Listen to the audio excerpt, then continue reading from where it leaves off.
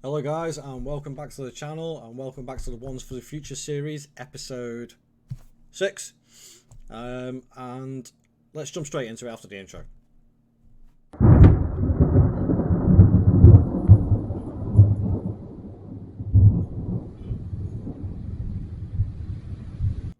Hey guys, so here we are on, just to show you, let's have a look at my job history. Season number 6 of the Schalke save of being Ones for the Future, and so far so good.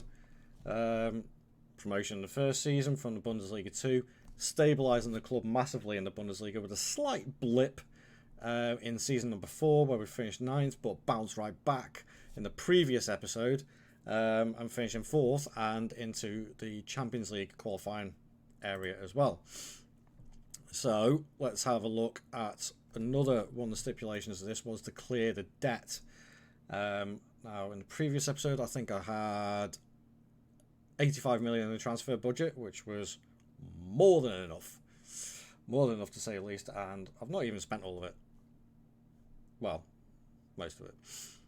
But the debts and loans still sitting around 100 million in debt, but that's down from 246 million, so I think that is a massive amount of progress.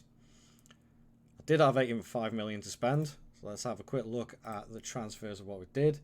Now with that 85 million, I did actually sell a few players as well in the end to bring in a little bit extra. So I did bring in 26.5 million. Some of them, obviously, a lot of them went out on loan again to boost their game time. But a few players did go because they just weren't fitting in or they wanted to go. So the likes of a Brazilian guy here, he went to Holstein Kiel. He wasn't really fitting in. Wasn't really playing. Paul Scholl didn't really work out for him either. He didn't play that much last season, if I remember rightly. Oh no, he did, but a lot of it was off the bench, so he wasn't really getting the first team start. Oyedele got a little bit upset that Nkili took his spot and just wanted more game time. So again, he went to Werder Bremen for 7.5 million almost. The Italian Scudera, who I signed last season, lent him out to Südtirol, and he had a really good season out there overall. I thought, yep, bring him back in. I'll get him some game time at Schalke. And then Leicester came in and he got all upset and huffy and wanted to go, and I couldn't convince him otherwise that this was the right place to stay. So I thought, you know what? Okay. Cash in on him. Because I signed him what did I sign him for? I can't remember now. Signed him for 5 million. Ended up selling him for 7. So up to 9.5 million. Thought it was a decent deal. And another player that went out was Aspiansen. He went out on loan last season. I think it was to Hanover. Yes, yeah, he was on loan there, and they triggered the clause in his contract to buy him. It's fair enough. But I have signed quite a few players. Wasn't going to make, even though I sold a few players out, which would have weakened our squad, I wanted to strengthen us, what I believe strengthened our squad. And again, all these players, I believe, do that. So, starting from the bottom, all these are regens, I believe, as well. So I signed him, but signed him from Vitkovic and basically kept him out on loan for another season to build up more game time. Abdoulaye Diaw, signed him from Braga, I believe. Is that right? Yeah, he was on loan. Yeah, Braga. And as a regen centre-back, bow-footed, fairly determined, I was like, yeah, no-brainer. And he was really cheap as well, only 1.5 million. Thought, great. I wanted another backup goalkeeper because Yusufu went out on loan. So I found this South African chap, Maloka, and again, I was I was really impressed with him, so got him in from Rennes. This guy, I believe, yeah, I signed him part of the way through the season, and he went back out on loan. But again, as an 18, 19-year-old regen, I couldn't turn him down. And for the price of 4.5 million, brilliant. Torben Marks is another one who has gone out on loan again. So again, it's another one for the future. I wanted somebody to challenge Bullet at right back. So I got this guy, Mattia Mazzarella, who, again, as a 20-year-old, I thought would progress quite nicely. He's got a bit of potential about him. So brought him in for 7 million. Luis Felipe, another Brazilian centre-back, but I think better than Antiguinho, and I think it could be a first starter. Look at those physicals and mentals already. I thought, yeah, get him in. And coincidentally, he's played one game for us in the Pokal, scored 2 goals from centre-back. So, not too bad. Then I spent a bit more money, some higher fees. Regen guy, British guy from Spurs, Max Graham, centre midfield, but can play in various different positions. And I thought, you know what, it's worth a punt. It's got good potential again. But this guy, I was like, yes. I couldn't believe actually he wanted to leave Liverpool to come to us. But there you go. Patrick Varela, who they signed from Rio Ave, I believe for 1.7 million, and I bought him for 23. So Liverpool got a good bit of business out of us there. But overall, his physicals and his mentals, as an inverted winger, which is what I wanted to play him, or even as a striker, just his pace alone is ridiculous. But he's got really good heading. But his finishing is poor. But overall, I mean, look at that. He's played 4 games, 1 off the bench, scored a goal, 4 assists as well. So I think he's going to be definitely a good one for the future for the club.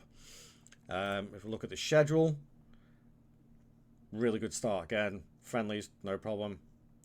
9-0 hammering of Rain in the DFB Pokal. Gladbach and Stuttgart, both 3-0 wins. Not bad, but then we go in consistency. My former player, if you guys remember, was it my former player? Was that in a different game? That might have been in a different game.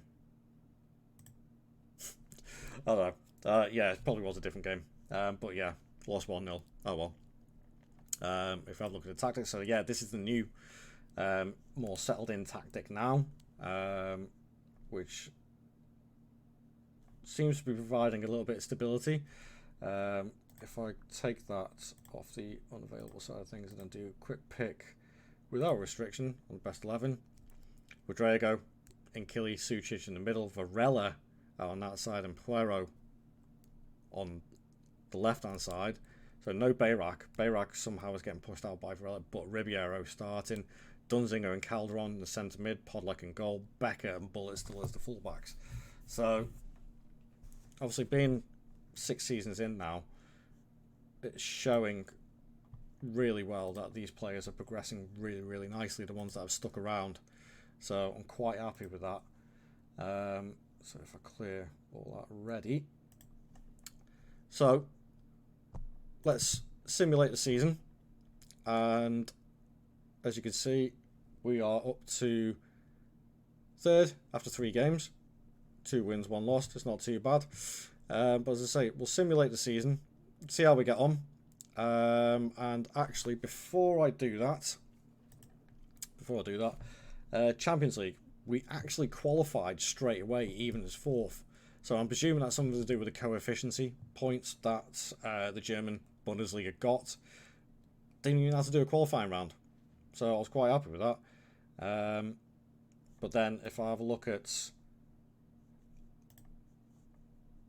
all my fixtures, let's have a look at Champions League. Got Nice, Salzburg, Arsenal, Real Sociedad, CSKA Sofia, Rennes, Olympique Marseille, and Atletico Madrid. I'm feeling quite confident about that. I think we can get into the knockout stages. But we shall see. We shall see. So, let's simulate the season and see how we get on. I'll see you in a few seconds.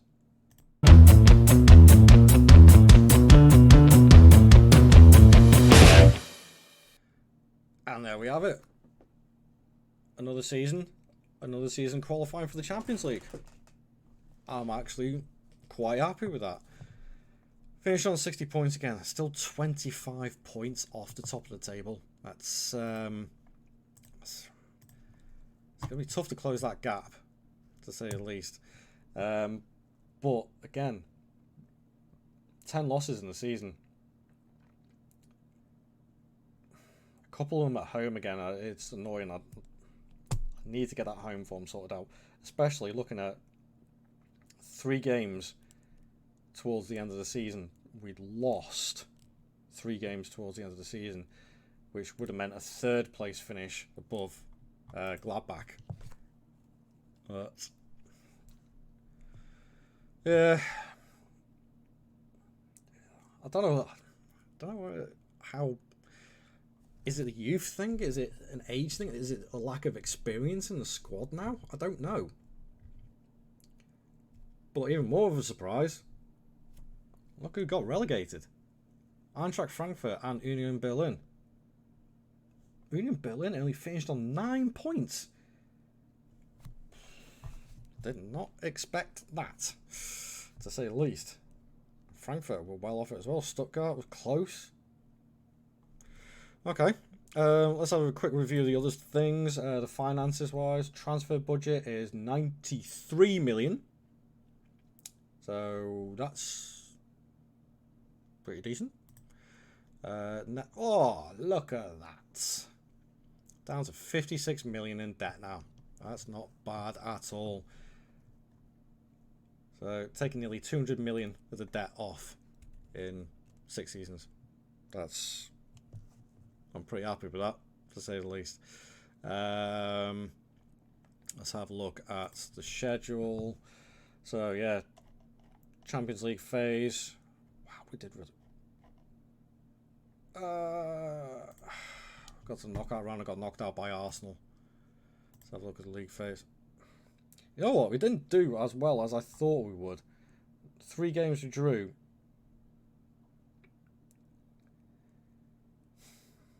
3-3, 1-1, 1-1. Lost to Marseille and Arsenal, which, okay, fair enough. Beat Atletico Madrid, Salzburg and CSKA Sofia. But even you know what, first season in the Champions League, I'm not gonna beat myself up too much about it. That's not too bad, reaching the knockout stages, because when we look at the club vision now for next season, be competitive in the Champions League, qualify for the Europa League. So they're still not expecting, the board still aren't expecting us to qualify for the Champions League, only the Europa League. My contract expires. Shall have to talk to the board about that one, I think. So yeah, so in the 29-30 season, that's when they're expecting it. So we're ahead of schedule, according to that, and they're still reasonably happy, the supporters and the board, with things like that. So one final thing to check will be the squad, who are obviously all on holiday at the moment. Let's have a clear entire team selection. So let's have a look at the goals wise.